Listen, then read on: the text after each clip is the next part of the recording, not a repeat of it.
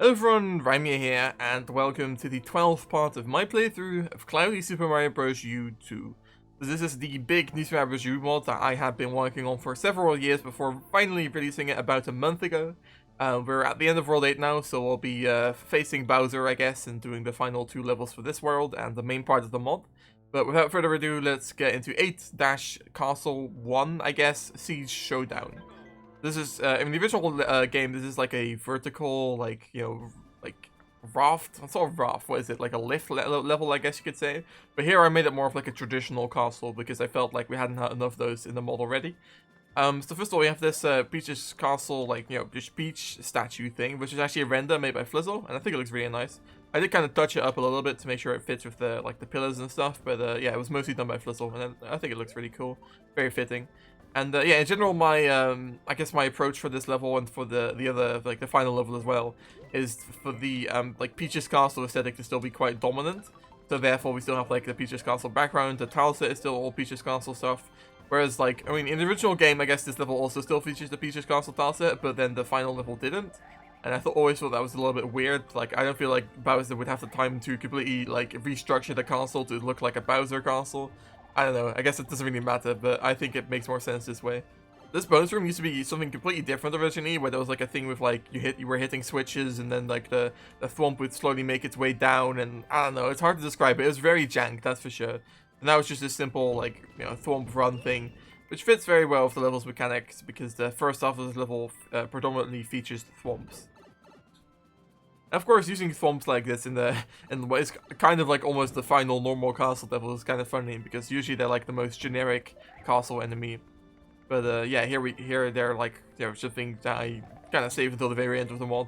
I don't really know if that was on purpose. I think it's just more so because I don't really think Thwomp's the most interesting enemy in the world, and so I feel like they were more fitting for a random, like, just like kind of like a fake out castle level like this, as opposed to something more epic or like another normal level basically. Also, we have these bone platforms here, which are in, like, they're not an unused mechanic from the original game, but they only ever featured in Bowser Jr. sections, like the final castle of the original game had Bowser Jr. stomping those. But Thwomps can also actually stomp those, which is a completely unused, like, I guess, vanilla interaction from the game. So if you go down here, there's just this like random little area, and sure enough, there's some laser over here. You can kind of tell that the laser is there because the platform like kind of like continues into the wall, which looks really strange if there isn't any laser, but there is, so that explains that. And then this bonus room is really funny, where it has like its own little mechanical setup, where here like you get told that okay, the Thwomps can actually kill piranha plants, and here you have to jump over a piranha plant, and then the Thwomp kills some more piranha plants, and then you can make your way to the star coin.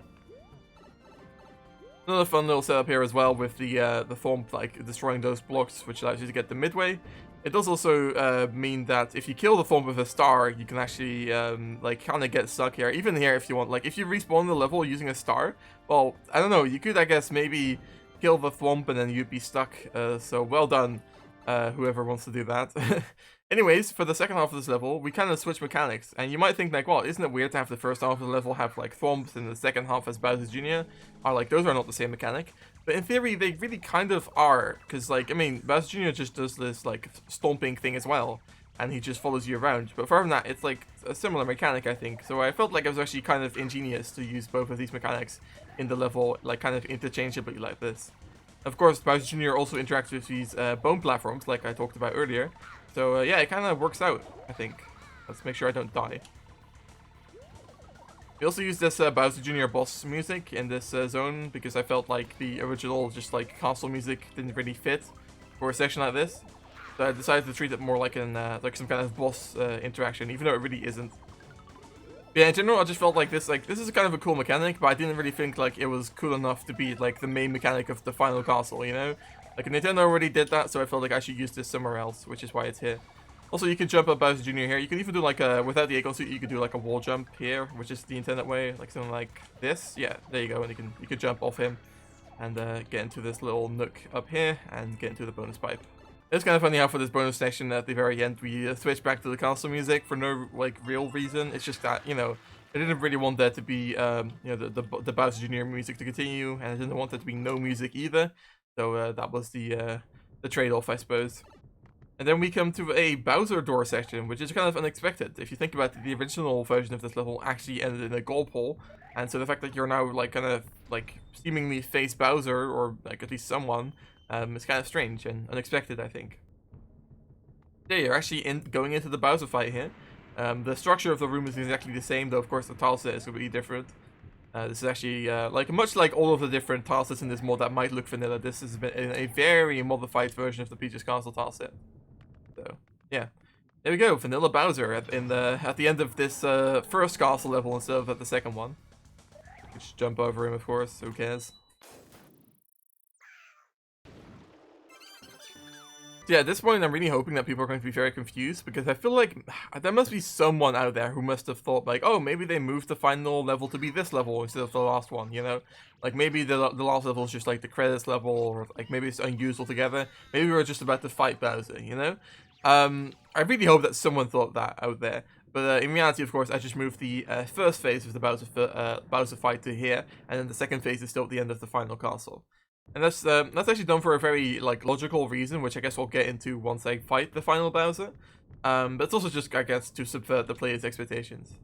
Here's the Epic Cloud for this level, and if we hit this P-switch, you can get up here. I've seen a lot of people trying to just collect those coins immediately, in which case they can't get the top of the flagpole. But, oh well. Yeah, this gold ball section here at the top of the castle is very similar to how the original version of this level also ended. Alright, and now for the final castle, King Koopa's Confrontation. So I think this is the biggest New Super Mario level I've ever made, which says quite a lot because I've also made some pretty big levels in the past. But yeah, this is definitely, I don't know, one I put a lot of time and effort into. This was also made over the course of several weeks, if not months, because like each room was kind of made as like a separate level basically, and so it took a long time. And I'm actually pretty happy to say that, yeah, I'm just quite happy with the way this level turned out. Like, whereas like some of the other levels in this mod I was quite disappointed in, I think I'm quite happy with the way this one turned out. I'm actually going to grab this just for the sake of it. But yeah, we start off with this like random little room here that kind of prepares you for what's to come, with no music, and then we get right into it with this, you know, this final castle track. This one's actually composed by Firefalls, and I really like it. Very fitting for a final castle for sure. And yeah, like I was talking about in the previous level as well, we're continuing to use the Peach's Castle tile set in this level. Though actually, if you notice, it's a little bit darker here to kind of fit with the darker background as well. Because I did decide to keep the darker, like, Bowser's Castle background, just I wanted to also keep the Peach's Castle aesthetic for the tile set. So we also have these, like, SMB3 floor tiles, which have also been seen in Peach's Castle before, so I think that was fitting. We also have these Bowser banner tile set elements, which of course fit very well with the Bowser banners in the background. So yeah, I really tried to still make the whole like thing feel cohesive while sticking to the Peach's Castle aesthetic. Yeah, so the main way this level really functions is that there are 4 rooms, I suppose, and the first 3 are like these dispersed like mechanical like evolution little things with, for example, this room has the Pudaboos and the Wimps, and also donut blocks. And then in the last room, we're going to combine all the mechanics to make one like long epic section, basically. And I've seen, like, you know, like, for example, Neo Ree's Final Castle also does something similar to this with the 3 different rooms with different mechanics. However, I feel like they like, kind of, like, missed an opportunity there to also combine all the mechanics at the end. They just kind of, you know, had some very simple rooms and that was it. So I decided to go for something a little bit different here by combining the mechanics. Using the thwimps like this is actually kind of interesting, because originally you can't actually make the thwimps, like, not move a tile. They'll always, like, try and, like, move over horizontally at least a little bit. However, if you just make them hit a ceiling like this, they'll actually, like, they don't have to move at all for them to still function. So it's kind of interesting how that works. Also, there would have been a tile galt thing here that would have, you know, that's been destroyed now because I went up above. So you can't just jump into this wall if you know it's there, but you didn't go up there originally. So yeah, trying to make sure that you can't just cheese it like that. So between each of these rooms is a section like this with the, you know, these floor tiles and the banners and stuff, and also a power-up. And each power-up kind of gets progressively like harder to get. So for example, this one here moves out of the way like this. And you can go back and it will move out of the way again. I could have actually made that go on forever, which would have been a very funny troll for like a ghost house or something, but I did actually want the player to get the power-up. And what you'll get is actually a penguin suit, which I think is going to be very unexpected for most people. So yeah, this is actually going to be an underwater fire bar section, which is very much a reference to the original Final Castle from Super Mario Bros. 1. And therefore we also have these bloopers here, for example. Yeah, definitely a reference to that. And that's of course also why we're giving the player a penguin suit, because I don't ever want to, make the player play an underwater section without the penguin suit. The section itself is quite simple, honestly. Like, it's not even that difficult, I would say. It's just like, I mean, there's only so much you can do for an underwater section to be difficult, and most of that just involves like spamming more and more stuff. I didn't want to do that. So therefore, it's just not that difficult. I mean, this section here towards the end can get a little bit tough sometimes with the two bloopers and the big fire bar. Also, something else in that section is that there are no star coins, which I think is probably going to scare a lot of people, because they might expect the star coin to be in every single room, because that's how it tends to be with these 3-room setup like final levels. But this one has 4 rooms, so there would have to be 1 room that didn't have a star coin. And then here we have the 3rd room, which is with these like electric Bowser faces things. And this is actually the first room I made for this level. This was originally going to be the first room. However, in the end I decided, well, like, I don't really know if this like mechanic really fits for the like the first room of the final castle. I think it fits more for a later room. Also because it doesn't have like lava, it doesn't have peekaboo, it doesn't have, like very traditional mechanics, which I feel like were more fitting for like the first zone of a final castle. So I decided this should be the 3rd zone in the end. And the way I use these Bowser ramps here is actually very different from how Nintendo used them. Like, in the case of Nintendo's usage of them, they just like kind of bounce between the two like Bowser amps, whereas I can also make them like go around blocks and do all sorts of crazy stuff basically. And yeah, I think it works out pretty well. I quite like the way I use these here. And then, like I said, I always make them like hit walls and stuff, and they always tend to like disperse when they hit a wall, and they'll like go around the whole surface. But here, the electricity goes through the wall, which is a hint that this is actually layer 0. This is just a very simple bonus room here with the Bowser ramp fireballs. They're not fireballs; they're electricity balls, I guess, or something. I don't know. They're just going around the whole room. And then for this final, like, midway kind of section, which doesn't actually have a midway because there's only so many midways you can have in one level, the power-up is actually entirely hidden. So, like that. I haven't seen too many people catch on to the fact that there's supposed to be a power-up in each of those rooms, and they get increasingly hidden. So I haven't actually seen that many people, like, actually hit that hidden block, but, oh well. I guess in that case it's an Easter egg, I suppose. And yeah, for this final section we have a snake block, which is the only new mechanic, and for the rest of it, it's all just mechanics that we've seen before in this level. So it's the electricity, the fire bars. Oh, can I? Oh yeah, there we go. Electricity, fire bars. We have water bubbles as opposed to just water, because you can't just have like random water sections in a zone that already has lava.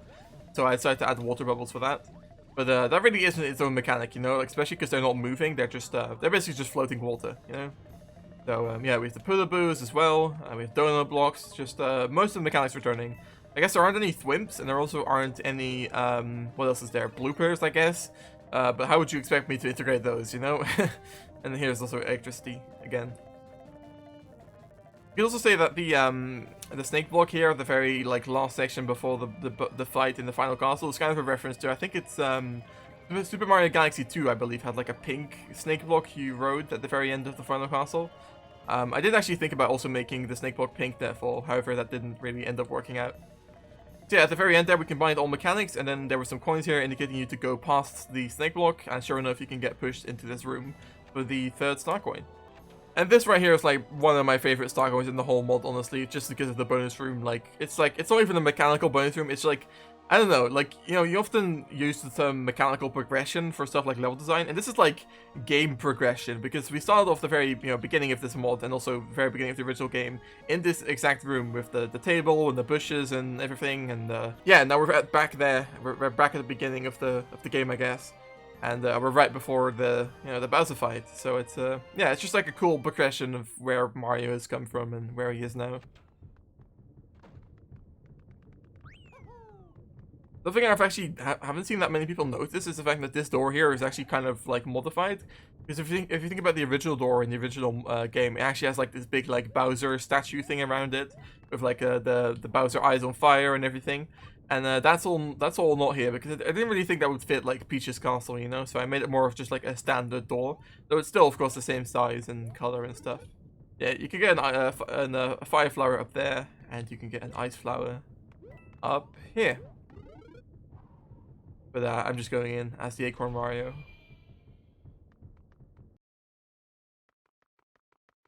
Yeah, so we load in with the thundercloud background. So yeah, this background is actually a little bit modified. The sky has been rotated to be like, facing more towards the camera. So you have like this kind of like a black hole vibe. And there's also thunder strikes or lightning strikes, I should say, and also thunder noises and everything. And yeah, just adds a little bit more of an atmosphere to the level. But I talked before about how there was a reason for me putting the first phase of the Bowser fight in a different level from the second phase. If you're not aware, you can actually have like recolors and remodels of objects for these U elements per level. So in one level you can have like a green Koopa, and in another level you can have a purple Koopa. And so therefore, the previous level had just a normal Bowser, and this level has this like completely remodeled and like kind of broken Bowser. So if you notice, there's all sorts of things missing from this Bowser. You know, like one of those, like on his collar, you have like those spike things. One of those is missing. Of course, he's missing his pupils. Like a couple of his spikes on his back are broken. Even a couple of his toenails are broken, I'm pretty sure. And so that was kind of like the whole idea for this Bowser, was for him to be like kind of like defeated and broken and stuff. And I forget who it was who pointed it out, but you can even say that this kind of goes along with the idea of like, it's the same old story. Like, Bowser's been fought so many times at this point that he's just completely broken and just battered, and yeah, it's kind of interesting. And this remodel was actually done by a guy named Kart Maker Bros U, I believe. And I asked him for it like a year ago or two, and at one point I was just like, oh hey, can you send it to me like a couple months ago? And he actually had it still. So yeah, pretty happy with the way this all turned out. Of course, it's not like the most like insane custom Bowser thing. It's not like Dry Bowser or anything, because the Zelda Super Mario U already did that. But I still felt like, I wanted to do something original that also like made sense thematically, I suppose. And this is the best I could come up with. Of course, he's also like recolored. So for example, his shell has more orange to it. His color is orange as opposed to just gray. Let's see what else. Like he has like all these like scars on him. He has like a couple like almost like blood streaks and stuff. It's really interesting. But yeah, that's the boss fight already done. I guess I've gotten quite good at that Bowser fight by testing this so many times. Yeah. I guess that's the end of the game, really. I mean, there's World 9, and we're gonna play that, of course. But yeah, that's it for the main bulk of it. I'm sure some people are going to be disappointed that there isn't like a fully custom Bowser fight. But whatever. I mean, I don't know why you would expect that at this point of the mod, because all of the fights so far have been mostly vanilla. So yeah, I'm hoping the remodel was cool enough for most people. And then this cutscene here has remained entirely unchanged, though the music is actually like custom. I think it was made by like VK. If I'm not mistaken, we couldn't figure out who made this, because it wasn't any of the composers for the mod who, like, are like the main composers, like Infinite, Pokesta, Tyler, Firefalls, Breakblock. They didn't make this, so whoever did make this, they made it for Super Mario Moonlight World, that jingle, I mean. So, yeah, well, whatever. And, yeah, the console's back to normal. That color animation for making it turn into sunset was quite a pain to make happen. Speaking of which, also changing this cutscene here was quite a pain, because like apparently if you change Peach's castle, it like breaks something to where the whole thing crashes. Using Switch Toolbox with the flags and stuff, it just like doesn't work. So it was quite a pain getting this guy to be like this sunset gradient. It still doesn't look perfect, I think. It's a little bit too purple, I would say. But oh well. Also, Bowser is back to normal. I could have probably tried to implement the remodel into this cutscene as well, but like, it's quite normal. Like, Mario also just turned from Acorn into normal Mario, like, this kind of thing happens towards the end of the game a lot. Also, you can see the clouds floating right there. You see that? You see that? You see that? Yeah, right there. That's just also in the original game. It's great. New Super Mario is a flawless game.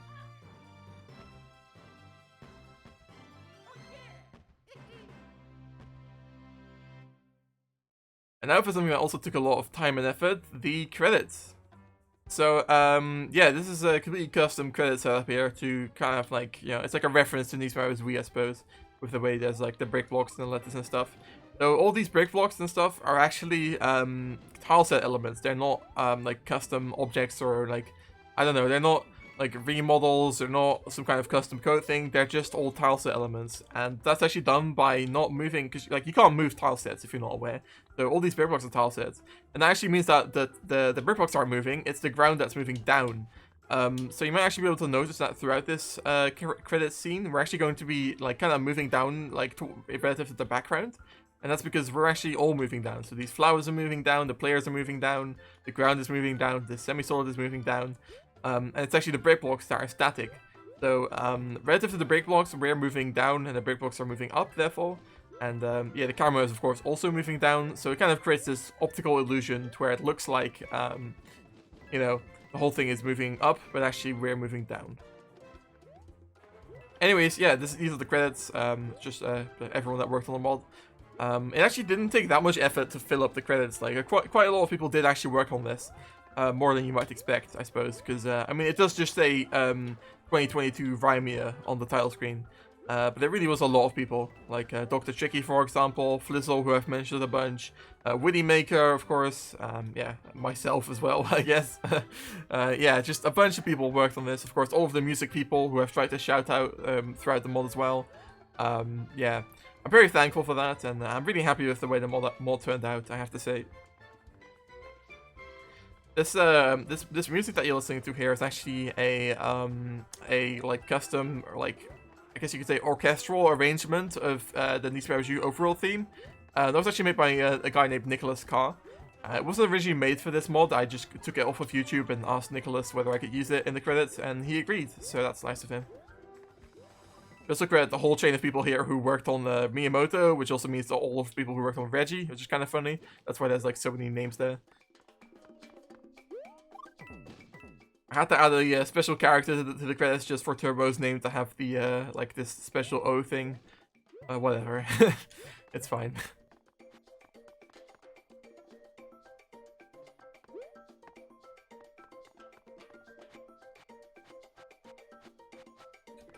Had to put some inspirations in here as well. You know, I can't even cite any specific like inspirations I took from Retro Studios. I just feel like, you know, I don't know, without them I don't think I would have been interested in level design. Without playing Donkey Kong Country Returns when I was like 10, I think I wouldn't have been as interested in level design had it not been for, you know, enjoying those games so much.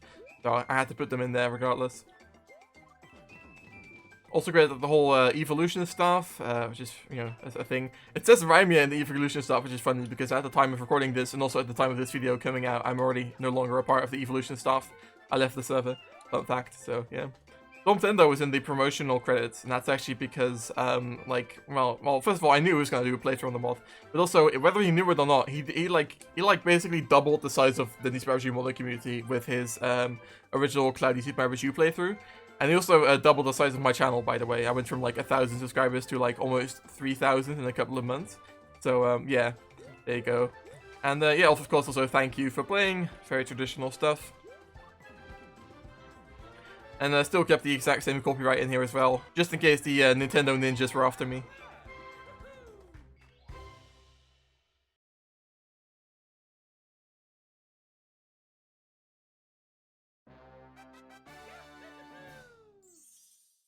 And there we go. That's the only star that's ever going to be added to our save file, because we can't like do any of the other 100% like goals, you know. So the best Cloudy Super Mario Bros. U2 save file can be is with 1 star like that. Should we check out the secret island in this part? We probably shouldn't. I think we should probably leave that until the next one, because there will be a next part. Because of course there's also still World 9. And if you're interested to see how World 9 looks and what World 9 contains and everything like that, you should check out the next part, because like I said, I think that's going to do it for this part. So I hope you enjoyed, and well, okay, I guess that's World 9 right there. Spoiler alert, whatever. But yeah, I hope you enjoyed this episode, guys, and I hope you enjoyed the playthrough overall. Like I said, there's going to be 1 more episode of me playing through World 9. And yeah, see you there, guys. Bye-bye.